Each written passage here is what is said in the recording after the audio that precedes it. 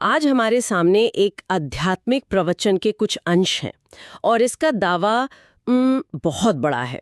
ये एक ऐसी अलौकिक जादूगरी की बात करता है जो इंसानों को देवता बना सकती है। और यहाँ हम किसी हाथ की सफाई या मतलब मंच के जादू की बात नहीं कर रहे हैं। ये एक बहुत गहरे आंतरिक परिवर्तन की बात है। बिल्कुल। इन स्रोतों में इसे खास तरह की पढ़ाई कहा गया है जो हमारी दुनियावी तालीम से आप कह सकते हैं एकदम अलग है। अलग कैसे हैं? देखिए, दुनिया की पढ़ाई हमें एक जन्म के लिए डॉक्टर या इंजीनियर बनाती है, लेकिन ये ज्ञान, ये तो आत्मा की पूरी 84 जन्मों की यात्रा को बदलने का दावा करता है। अच्छा। ये भक्ति मार्ग से भी अलग है, जहाँ हम देते हैं, खर्च करते हैं। यहाँ बात कमाई करने की है। तो चलिए इसी कमाई के बही खाते को समझते हैं। ये अलौकिक जादूगर कौन है? कर्म का वो कौन सा रहस्य है जो ये ज्ञान खोलता है? और सबसे जरूरी, ये बदलाव, ये आता कैसे है? आइए इन विचारों की गहराई में उतरते हैं। तो शुरुआत में ही एक बहुत ही दिलचस्प शब्द का इस्तेमाल हुआ है, जादूगर। हाँ। सिखाने वाले को जादूगर और सीखने वालों को जादूगर जादूगरनी कहा गया है। ये थोड़ा नाटकीय सा लगता है। इसके पीछे का विचार क्या है? ये शब्द असल में परिवर्तन की जो तीव्रता है उसको दिखाने के लिए है। अच्छा। जैसे जादू से कोई चीज पूरी तरह बदल जाती है, वैसे ही यह ज्ञान मनुष्य के मूल स्वभाव को बदलकर उसे देवता जैसा बना देता है। इसीलिए इसे सबसे ऊंची कमाई कहा गया है। कमाई। स्रोत कहता है कि दुनियावी पढ़ाई और इस पढ़ाई में तो रात दिन का फर्क है। एक से आप एक जन्म में बैरिस्टर बनकर लाखों कमा सकते हैं, लेकिन यहाँ आत्मा की कमाई जन्म जन्मांतर के लिए होती है। और आपने भक्ति मार्ग का जिक्र किया, जहाँ खर्च होता है। बिल्कुल। स्रोत इस पर और क्या कहता है? हाँ, वहां पर इस बात को काफी साफ किया गया है। कहा गया है कि भक्ति में लोग मंदिर बनाते हैं, मूर्तियों पर, तस्वीरों पर, यात्राओं पर लाखों करोड़ों खर्च करते हैं, लेकिन आत्मा के खाते में कुछ जमा नहीं होता। वो एक तरह का खर्च है, जबकि ये ज्ञान ये सीधा आत्मा के बैंक अकाउंट में जमा होता है। और इससे एक गुप्त नशा चढ़ने की बात कही गई है। गुप्त नशा? ये कैसा नशा है? ये अहंकार का नशा नहीं है, बिल्कुल नहीं। ये एक शुद्ध आत्मसम्मान है। ये एहसास कि मैं एक साधारण इंसान नहीं, बल्कि अपनी किस्मत को बदलने वाली एक महान आत्मा हूं। अच्छा। ये कमाई आत्मा को उसकी सबसे गिरी हुई अवस्था, जिसे तमोप्रधान कहा गया है, से उठाकर सबसे श्रेष्ठ अवस्था यानी सतुप्रधान में ले जाती है। ठीक है, तो ये कमाई होती है, एक आंतरिक बदलाव आता है, लेकिन ये प्रक्रिया शुरू कैसे होती है? इसका मतलब पहला कदम क्या है? स्रोत में ज्ञान के तीसरे नेत्र का जिक्र है। हाँ, और यही इस पूरी प्रक्रिया का केंद्र है। ये तीसरा नेत्र कोई भौतिक अंग नहीं है, ये समझ का, विवेक का खुलना है। जब ये तीसरा नेत्र खुलता है, तभी आत्मा को सही मायने में राइट और रॉन्ग का फर्क समझ में आता है। मतलब एक तरह की नैतिक स्पष्टता। उससे भी गहरा। ये सिर्फ अच्छे बुरे का फर्क नहीं है, ये है कर्म के पीछे के विज्ञान को समझना। कर्म का विज्ञान? जी। इसी तीसरे नेत्र से कर्म, अकर्म और विकर्म का राज समझ में आता है। इसके बिना तो इंसान कर्मों के जाल में फंसा रहता है। उसे पता ही नहीं चलता कि कौन सा काम उसे बंधन में डाल रहा है और कौन सा नहीं। कर्म, अकर्म और विकर्म, ये तो बहुत गहरा विषय है। क्या हम इसे थोड़ा और सरल बना सकते हैं? इन तीनों में असल फर्क क्या है? जरूर।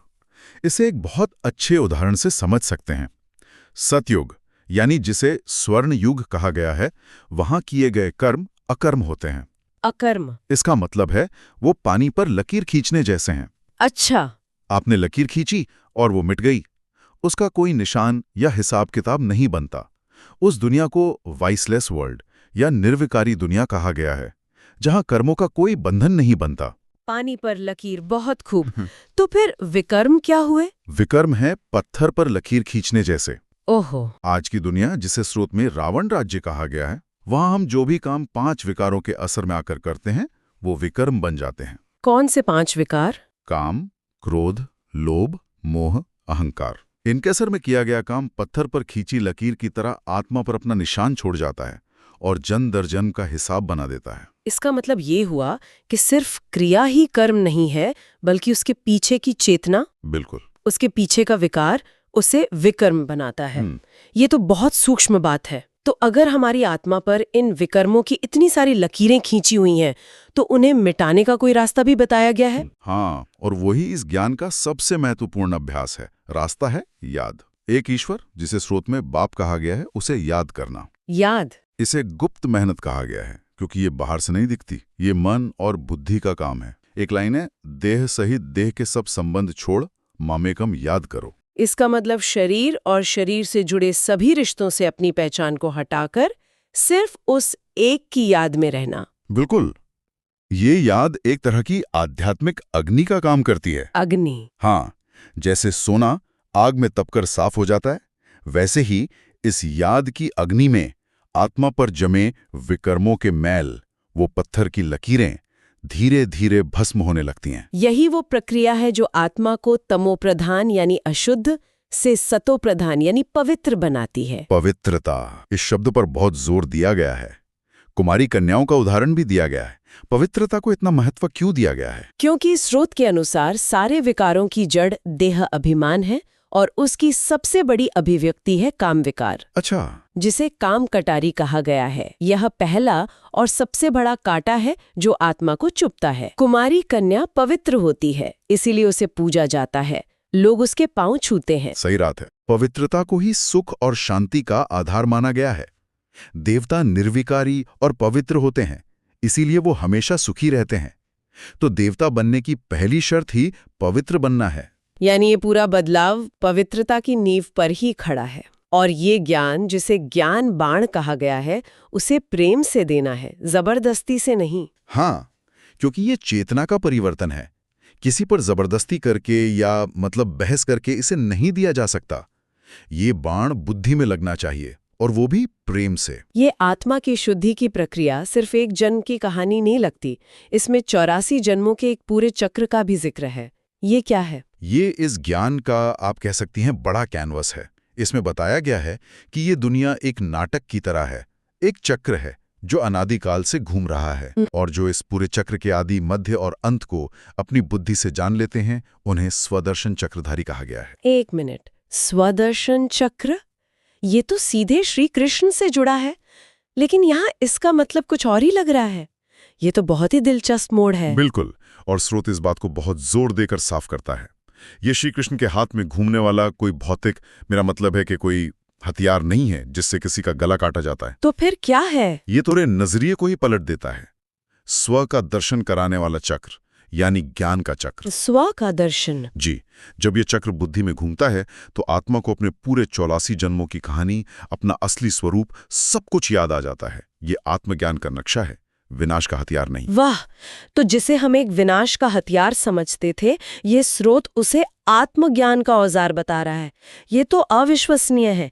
पर एक और बात कही गई है जो मुझे चौंका रही है, कि ये ज्ञान देवताओं को भी नहीं होता। मुझे तो हमेशा लगता था कि देवता सर्वज्ञानी होते हैं। ये एक और विरोधाभास जैसा लगता है ना? हाँ। लेकिन इसकी वजह बहुत तार्किक है। स्रोत के अनुसार ज्ञान की जरूरत तब पड़ती है जब अज्ञान की रात होती है, यानी कलयुग। अच्छा। जब आत्माएं दुखी होती हैं, रास्ता भटक जाती हैं, तब उन्हें रास्ता दिखाने के लिए ज्ञान चाहिए। देवता तो सतयुग में होते हैं, जो दिन है, जहां सुख, शांति है, सद्गति है। उन्हें इस ज्ञान की आवश्यकता ही नहीं है। जैसे एक स्वस्थ व्यक्ति को दवाई की जरूरत नहीं होती। तो अगर हम इन सभी विचारों को अलौकिक जादूगरी से लेकर कर्म के रहस्य और स्वदर्शन चक्र तक एक साथ जोड़कर देखें, तो एक तस्वीर उभरती है। ऐसा लगता है कि ये ज्ञान एक साधारण विकारों में फंसे मनुष्य को अपनी ही चेतना के बल पर देवता बनने का एक पूरा रोड मैप देता है। आपने बिल्कुल सही सार निकाला। ये एक सैद्धांतिक ज्ञान ही नहीं, बल्कि एक व्यवहारिक जीवन शैली का प्रस्ताव है। और अंत में इसमें दो बहुत ही व्यवहारिक बातें हैं जो रोजमर्रा की जिंदगी में बहुत काम आ सकती हैं। अच्छा। एक वरदान के रूप में और दूसरा एक स्लोगन के रूप में। अच्छा, वो क्या है? वरदान ये है कि जीवन में जब कोई मुश्किल या विघ्न पहाड़ या पत्थर की तरह सामने आए, तो उसे तोड़ने में अपनी शक्ति और समय बर्बाद मत करो। तो फिर क्या करें? उसे छोड़ दे? नहीं, स्रोत कहता है कि अपने डबल लाइट स्वरूप से उसे फान कर, यानी हाई जंप लगाकर पार कर लो। Double light? ये फिर एक नया और दिलचस्प कॉन्सेप्ट है। इसका क्या मतलब है? इसमें एक बहुत सुंदर शब्द खेल है। पहला, लाइट यानी प्रकाश। प्रकाश, हाँ। खुद को शरीर नहीं, बल्कि एक आत्मिक ज्योति, एक पॉइंट ऑफ लाइट समझो। और दूसरा, लाइट यानी हल्का। हल्का? कर्तापन के बोझ से हल्का। मैंने किया, मुझे करना है, इस बोझ से मुक्त होकर निमित्त भाव में रहो। अच्छा, तो ये एक तरह का शब्द खेल भी है। लाइट यानी प्रकाश और लाइट यानी हल्का। जब आप खुद को सिर्फ प्रकाश समझती हैं तो जिम्मेदारियों का बोझ अपने आप हल्का हो जाता है। ये तो बहुत शक्तिशाली विचार है। और दूसरा स्लोगन क्या था? दूसरा स्लोगन है सदा खुश रहना और खुशी बांटना। यही सबसे बड़ा शान है। ये शान की परिभाषा ही बदल देता है। बिल्कुल।